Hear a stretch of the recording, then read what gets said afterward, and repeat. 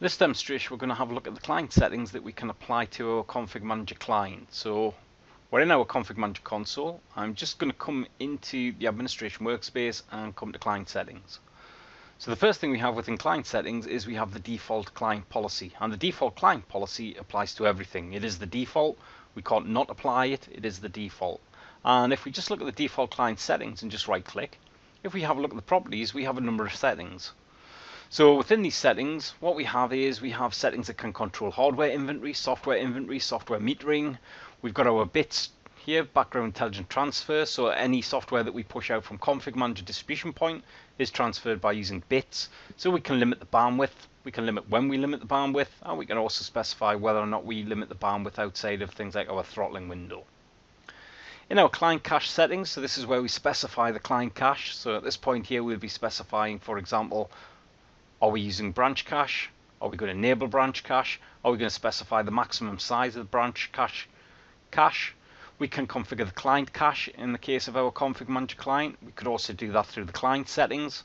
And down here as well, we can enable Config Manager client and full operating system to share content as well. So if this device downloads some software, we can then use this as a mini distribution point to then push software out to other devices. The client policy tab, so this specifies how often the client will pull the Config Manager management point in order to see if there's been any new changes to any policies. So this point here, we're polling every 5 minutes. Will we enable user policy on clients? Yes or no. And will we enable user policy requests for all internet clients? Now, bear in mind, these people may be on dial-up. Maybe we don't want to actually push any data across there. Then we have our cloud services settings. So in the case of our cloud services settings, so can this client be used with cloud-based services?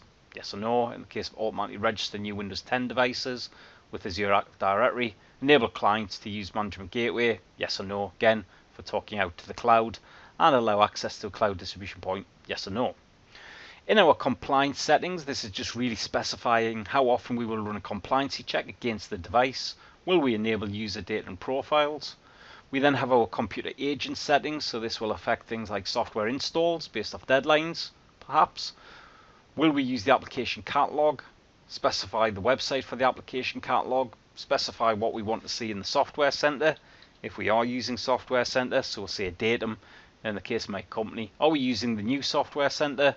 Are we using the old software center?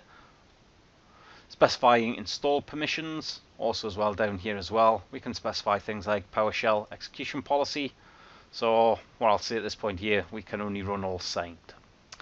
Then what we have is we have computer restart settings. So if we are going to restart the computer at this point here, specify a message in 90 minutes before restart that the user can close down, 15 minutes for one that they can't close down. Our delivery optimization settings at this point here, so we can use Config Manager, delivery optimization group ID, specify that, and then we can specify basically where to get the software from.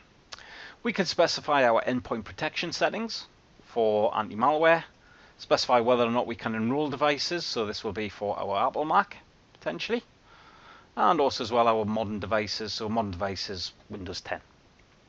Specify when a hardware inventory runs, and in a later demo we look at the hardware inventory settings. So as with everything in Config Manager, that's going to run every 7 days. Are we allowed to use metered internet connections? Yes or no, because they are dial-up. Will we enable power management support? Yes or no. Will we allow devices to be remote controlled? Then we have our software center settings. So at this point here we can select to specify settings for Config Manager, and we can customize exactly what people will see in Config Manager. So what I'll do at this point here for software center, let's say yet again a datum. Let's select a different color scheme. Let's go for green. So I'll click OK there. So possibly not the best color to pick. And we can select a logo for software center. So that could be our corporate logo. Hide unapproved applications in software center. Self-explanatory really. If we haven't approved it yet, don't let people see it. Hide installed applications in software center. Yeah, no point installing software twice. And hide application catalog link. Application catalog's sort of deprecated now. We don't really use it anymore. So then we have our software deployment tab. So at this point here, what we've got is to specify how client computers will deploy software, and we'll reevaluate every 7 days. Software inventory, so we can take an inventory of the software or files installed on a device. Software metering allows us to see when users are using that software. We can specify settings related to software updates. We can specify where we're pulling the software updates from, how often we check for new software updates. State messaging is the device just reporting back to config manager management point to near enough saying I'm here. So we're going to do that every 5 minutes. We can specify user and device affinity, so a user or config manager can select a user's device, primary device based off either usage or allow the user to select their primary device. Then we can target software against that. And finally, our Windows Analytics. So at this point here, all we're doing is we're just specifying how we're going to report information based off the Windows operating systems. So that is the default. That is pushed out to all devices. So select OK at this point here. And that's the end of this very quick demonstration. I would highly encourage that you go away and look at some more of those settings a lot more in depth than I can in the demo video without sending everybody to sleep. Thank you.